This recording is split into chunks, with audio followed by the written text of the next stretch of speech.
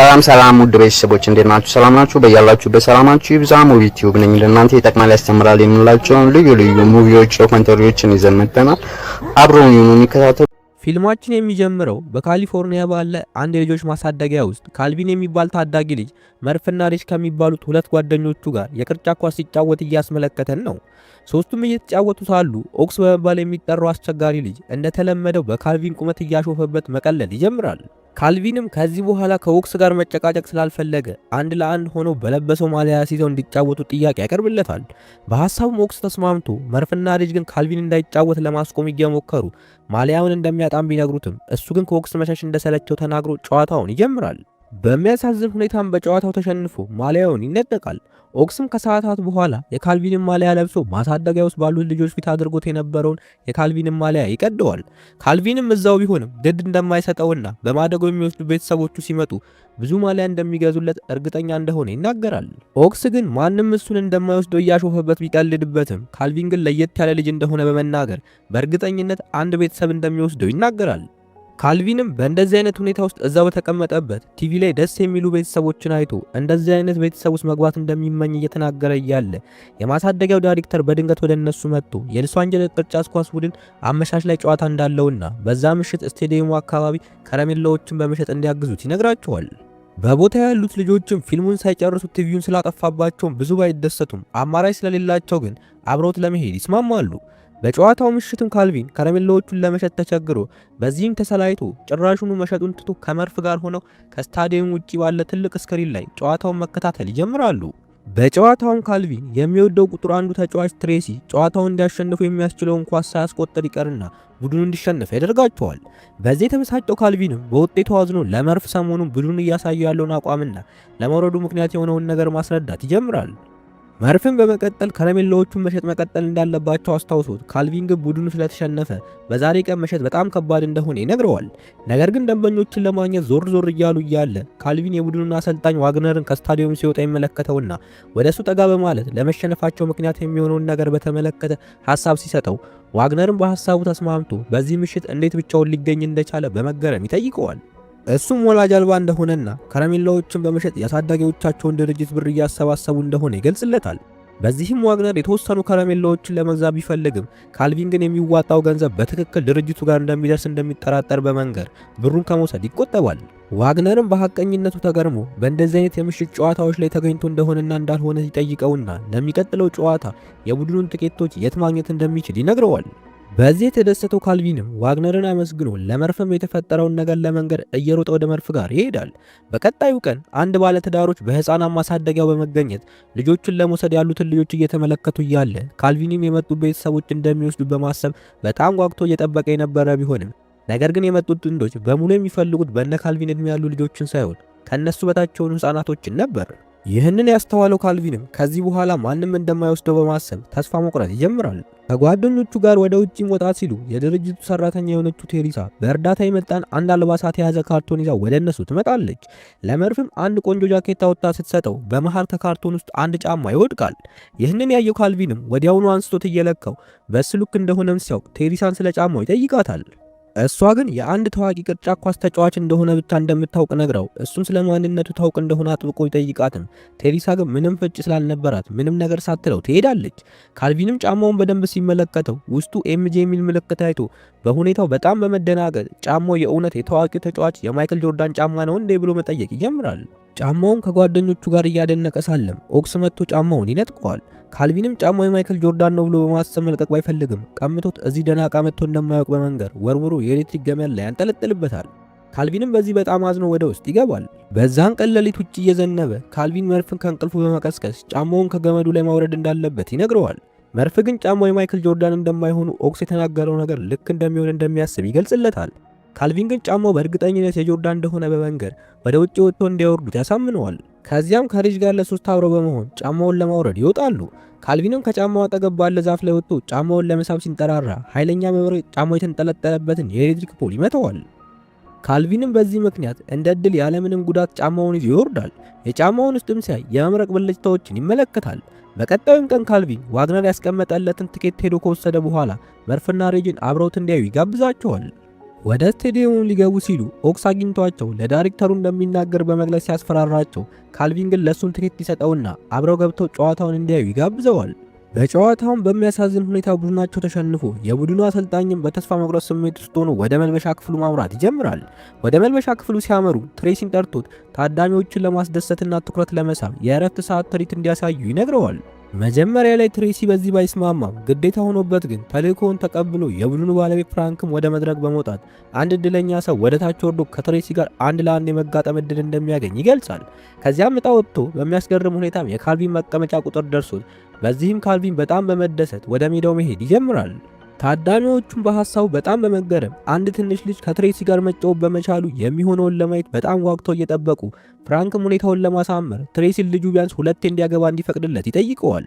ትሬሲ ግን በዚህ መሃል ተናዶ አንዴ ብቻ እንደሚፈቅድለት ይነግረዋል። ካልቪንም ከሚያደንቀው ተጫዋች ጋር ለመጫወት እድል በማግኘቱ በጣም እየተደሰተ ጨዋታውን ለመጀመር ሲዘጋጅ እንመለከታለን።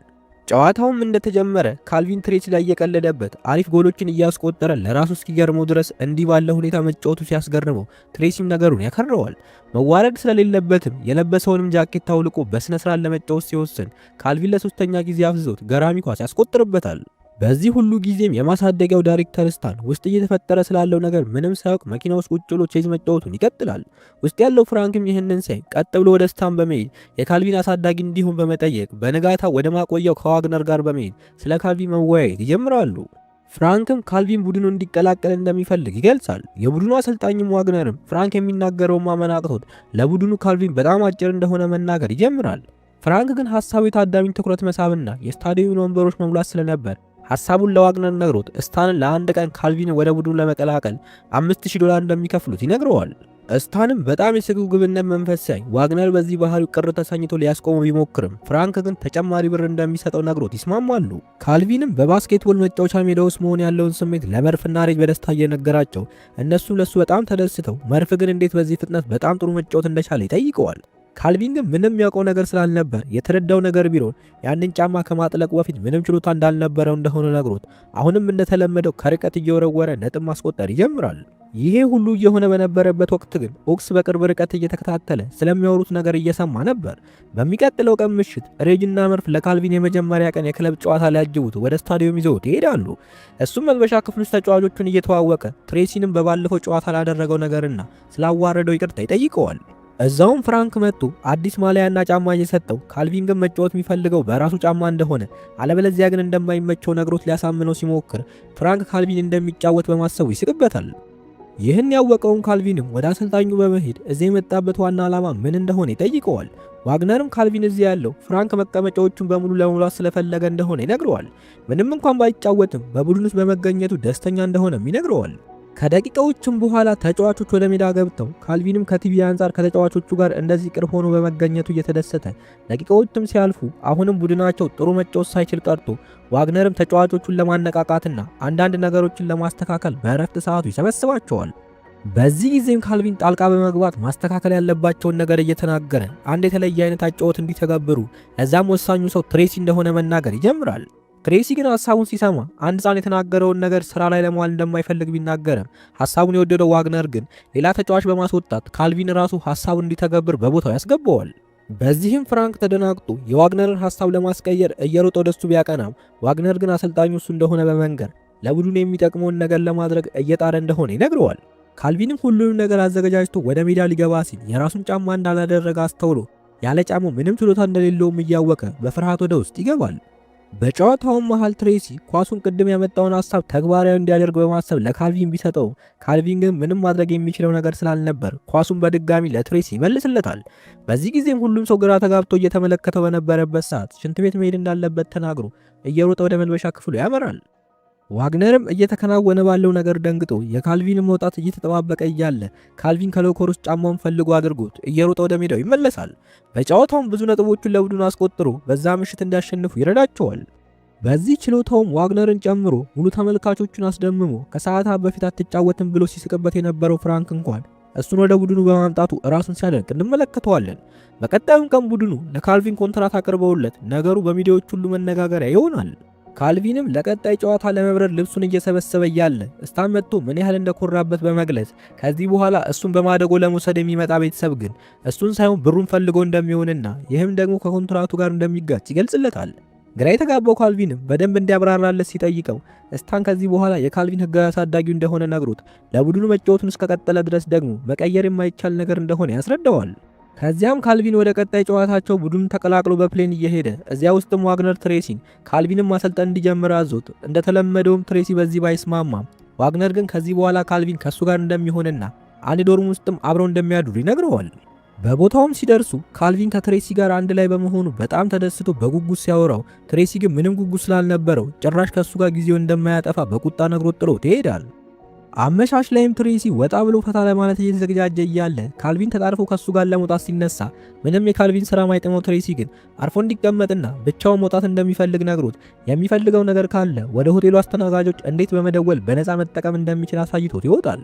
የሚፈልገውን ነገር በነፃ ማግኘት እንደሚቻል ያላወቀው ካልቪንም ተጠራጥሮ በመጀመሪያ እውነት መሆኑን ካረጋገጠም በኋላ ብዙ ምግብ አንድ ላይ ያዛል። ከትንሽ ሰዓታት በኋላ ትሬሲ ጃኔት ከምትባል ሴት ጋር ወደ ክፍሉ ሲመለስ ካልቪን ምግቡን ሁሉ መሬት ላይ ጥሎ እሱም መሬት ላይ ተኝቶ አግኝቶት በዚህም በጣም ተበሳጭቶ ጃኔት ሳታይ ካልቪንን በማንሳት ወደ መታጠቢያ ቤት ውስጥ አስገብቶ ይደብቀዋል። ጃኔትም ወደ ውስጥ ስትገባ የተዝረከረከውን እያየች ሌላ ሰው እዚህ ክፍል ውስጥ መኖር አለመኖሩን ስትጠይቅ ትሬሲ ምክንያት በመደርደር ለማስቀየስ ቢሞክርም ካልቪን ግን ከተደበቀበት መታጠቢያ ቤት ምንም ነገር እንዳልተፈጠረ ወደ ሳሎን ይመጣል። ጃኔትም ካልቪንን ስታየው ደስ ብሏት በዚያም ምክንያት አብረው ወደ ውጭ ይወጣሉ። ውጭ ላይም ጃኔት እና ካልቪን በአሪፍ ሁኔታ ገጥመው ትሬሲ እስኪቀና ድረስ አብረው አሪፍ ጊዜ ማሳለፍ ይቀጥላሉ። ከሰዓታትም በኋላ ጃኔት ወደ ቤቷ ስትሄድ ሁለቱ ተያይዘው ወደ ክፍላቸው ገብተው ለመተኛት ወደ አልጋቸው ላይ ከመውጣታቸው በፊት ካልቪን እንጸልይ የሚል ሐሳብ አቅርቦ በጸሎት ውስጥም ስለ ወላጆቿ ለመጸለዩ ትሬሲን ግራ አጋብቶት ምክንያቱም ሲጠይቀው ካልቪን አሳዳጊ እንደሌለው ይነግረዋል። ከዚያም ወዲያውኑ እንቅልፍ ወስዶት ነገር ግን በጣም ያንኮራፋ ስለነበር ትሬሲ በጣም ተረብሾ መተኛት ያቅተዋል። በቀጣዩ ቀንም ዋግነር ትሬሲን ሲመለከተው ጥሩ እንቅልፍ እንዳላገኘ አስተውሎ ምን እንደሆነ ሲጠይቀው ካልቪን በመሃላቸው ገብቶ ወሬያቸውን በማቋረጥ ትላንት ሌሊት ስለተፈጠረው ስለ ጃኔት ሁኔታ ማውራት ይጀምራል። ይህንንም የሰማው ዋግነር ትሬሲ ሁለት ህጎች እንደጣሰ ነግሮት ይህ ነገር ከተደገመ የጨዋታ ቅጣት እንደሚኖረው ይነግረዋል።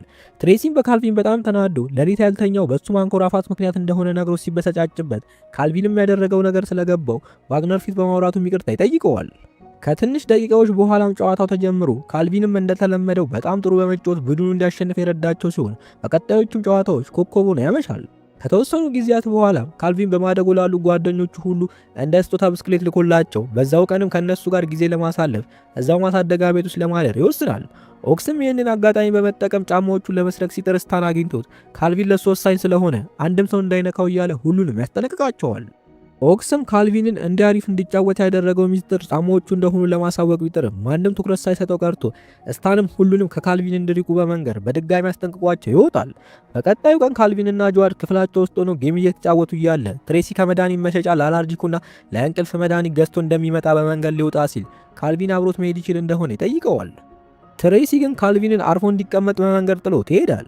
በዚህም ሁኔታው ደስ ያልተሰኘው ካልቪን አዝኖ ከጆዋድ ጋር ያለውን ጨዋታ ሲቀጥል ጆዋድ ትሬሲ ባህሪው እንደዚህ እንደሆነና የራሱን ቤተሰብ እንኳን እንደማያናግር ይነግረዋል።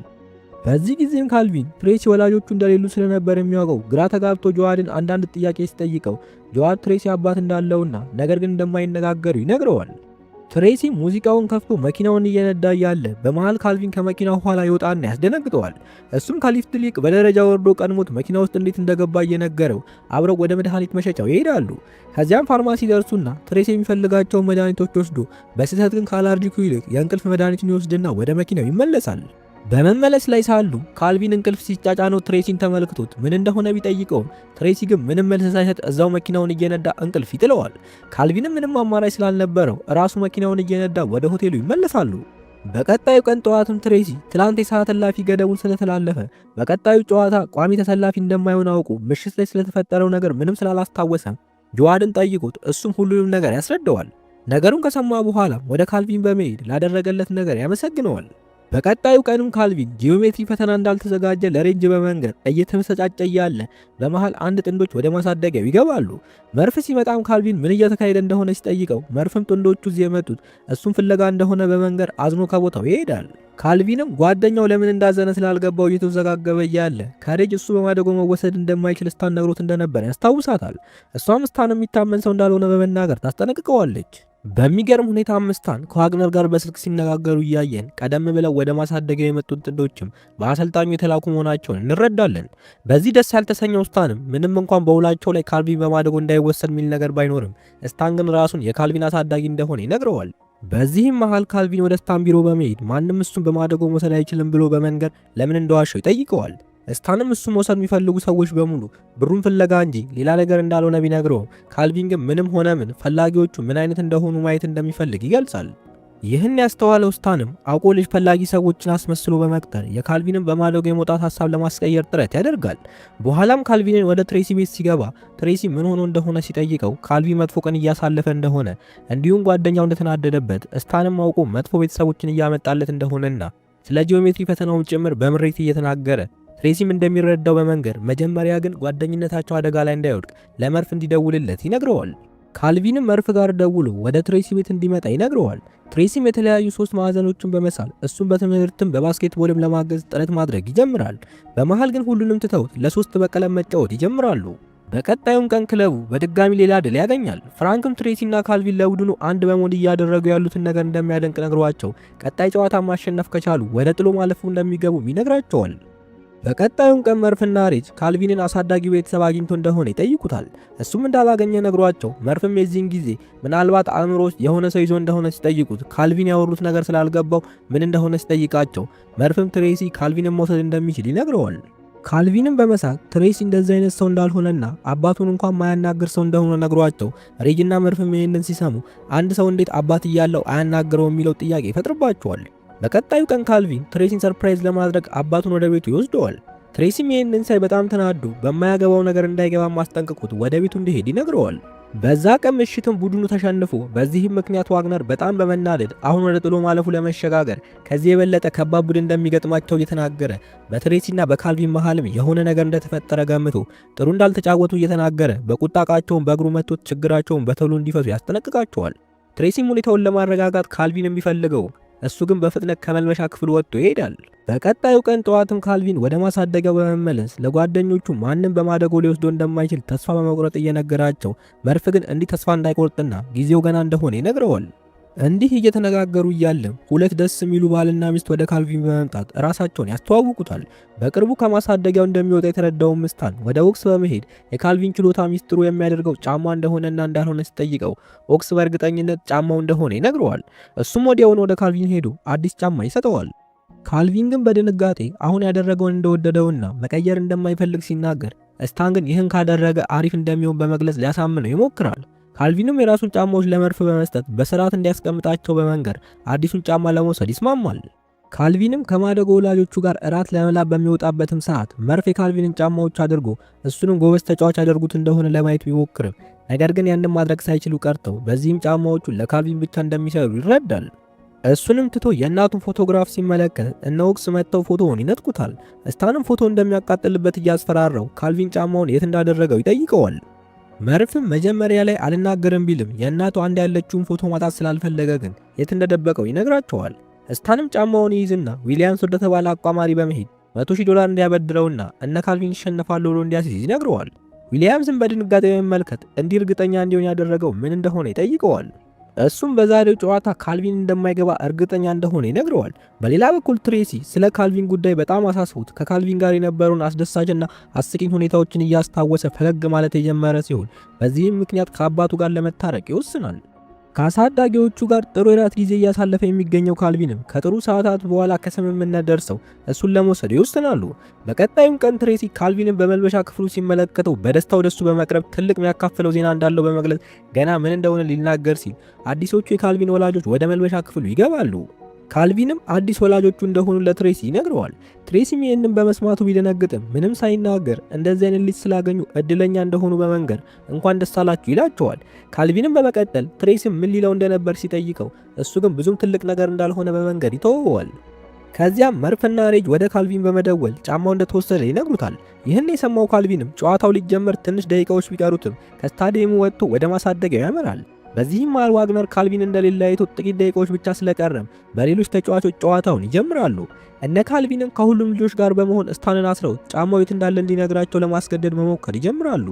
እሱ ግን ምንም ነገር ከመናገር ተቆጥቦ በዚህም መሃል ኦክስ መጥቶ ስታንን ለማስፈታት ሲሞክር ካልቪን ስታን እሱንም ጨምሮ በዛው ስላሉት ለማናቸውም ግድ እንደማይሰጠው በመንገድ ለማሳመን ይሞክራል።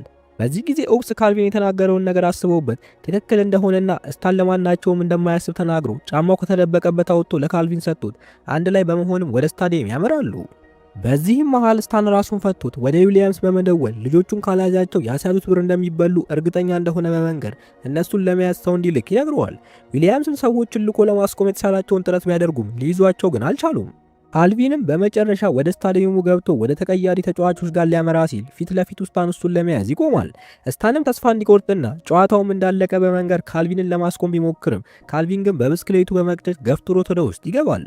ሲደርስም ጨዋታው ገና መጀመሩ ቢሆንም ቡድኑ እየተመራ ስለነበር ዋግነርም የት እንደነበር ጠይቆት ተቀያሪ ወንበር ላይ ያስቀምጠዋል። በዚህ ጊዜ ትሬሲ በካልቪን ጎን በመሆን ያለሱ እዚህ መድረስ እንደማይችሉ በማስታወስ ዋግነር እድል እንዲሰጠው ነግሮት የቡድኑ አባላትም በዚህ ሀሳብ ተስማምተው ዋግነርም ይህንን ሳይ ከዚህ ተነስተው ማሸነፍ እንደሚችሉ በማሰብ ካልቪንን ለማስገባት ይወስናል። እንደተለመደውም ካልቪን በሚያስገርም ሁኔታ ነጥቦችን በማስቆጠር የመሪነት ልዩነቱን አጥብቦ ልዩነታቸው 1 ነጥብ ሲደርስም የካልቪን ጫማ በሚያስደነግጥ መልኩ ይገነጠላል። በዚህም የደነገጠው ካልቪን ትሬሲ ወደሱ መጥቶ ነገሩን ሲጠይቀው ሁሉንም ነገር አስረድቶት በመጀመሪያ ትሬሲ ካልቪን እየቀለደ ስለመሰለው ቢያሾፍበትም ካልቪን ግን እውነቱን እንደሆነ ያረጋግጥለታል። በዚህም ትሬሲ ለካልቪን ጨዋታው ምን ያህል ወሳኝ እንደሆነ በማስታወስ ደፋር እንዲሆን ነግሮት ዋግነርም ለቡድኑ መመሪያ ከሰጠ በኋላ ካልቪን ለቡድኑ አጋሮቹ ይህን ጨዋታ አሸነፉ ወይ ተሸነፉ ይህ መጨረሻ ጨዋታው እንደሆነ ነግሯቸው የቡድኑ አጋሮቹ በዚህ ቢደነግጡ ከዚህ በኋላ ህይወቱ እንደማንኛውም ልጅ እንዲሆን እንደሚፈልግ ነግሯቸው እነሱም በሐሳቡ ይስማማሉ።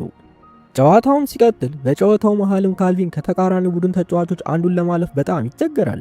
ይህንን ያየው ትሬሲም የተቻለው እንዲጥር ነግሮት ካልቪንም ተጫዋቹን አልፎ ኳሱን ለትሬሲ ያቀብለዋል። እሱም የማሸነፊያ ነጥብ የሆነችውን ግብ ከመረብ ያሳርፋል። በዚህም ሁሉም ታዳሚም ሆነ ተጫዋቾች ተደስተው ካልቪን ግን ትሬሲን በድጋሚ ያገኘው እንደሆነ እርግጠኛ ስላልነበር በጣም ያዝናል። አዲሶቹ ወላጆቹ በሱ እንደኮሩበት ነግረውት እሱም ውጪ እንዲጠብቁት ነግሯቸው ዋግነርን ለመሰናበት ወደ ቢሮ ይሄዳል። እሱም እንደሚናፍቀውና ሁሌም ቢሆን በቡድን ውስጥ እንደሚታወስ ነግሮት ካልቪንም ወደ ሜዳው ውስጥ በመግባት ባለፉት ሳምንታት የተፈጠሩትን ነገሮች ሙሉ በማስታወስ ፈገግ ብሎ ከቃኘው በኋላ አሳዳጊዎቹን እዚያው በመተው ወደ እነ መርፌ ይሄዳል። መርፍም አሳዳጊዎቹን እምቢ እንደሚላቸው እንዳልጠበቀ ነግሮት ካልቪንም እሱም እንደዛ እንዳልጠበቀና ትክክልም እንዳደረገ እንዳልተሰማውም ይነግረዋል። በቀጣዩም ቀን ውጪ ቅርጫት ኳስ በመጫወት ላይ ሳለ ኦክስ ወደሱ በመቅረብ በፕሮፌሽናል ደረጃ መጫወት ምን እንደሚመስል ይጠይቀዋል። እሱም ሆቴሎች ውስጥ በነፃ ምግብ ማግኛ መንገድ እንዳለና ያ በጣም ደስ የሚል ነገር እንደሆነ እየነገረው እያለ በዚያው ቅስፈት ትሬሲ መጥቶ እውነትም ፕሮፌሽናል መሆኑ ያስደሰተው ምግቡ ብቻ እንደሆነ ይጠይቀዋል። ካልቪንም ሲያየው በመደንገጥ እዚህ ምን እንደሚሰራ ሲጠይቀው ትሬሲ ከሙሉ ቡድኑ ጋር እንደመጣና የእርዳታ ድርጅቱን ክለቡ ስፖንሰር እንደሚያደርግ ይነግረዋል። ከዚህ በተጨማሪ ግን እሱን በማደጎ ለማሳደግ እንደወሰነም ሲገልጽለት በዚህ የተደሰተው ካልቪንም ትሬሲን ያቅፈዋል። በዚህ ጊዜ መርፋዝ ነው ይታያል። ይህንን ያየው ካልቪንም እሱንም እንዲወስደው ይጠይቀዋል። ትሬሲም በሐሳቡ ተስማምቶ ሁለቱንም በማደጎ ይወስዳቸዋል። ከሳምንታት በኋላም ሬጅም ማሳዳጊ አግኝታ ተወስዳ ለመርፍና ካልቪን ያለችበትን ሁኔታ የሚያሳይ ፎቶ ስትልክላቸው እየተመለከትን ታሪካችንን እናጠናቀቃለን።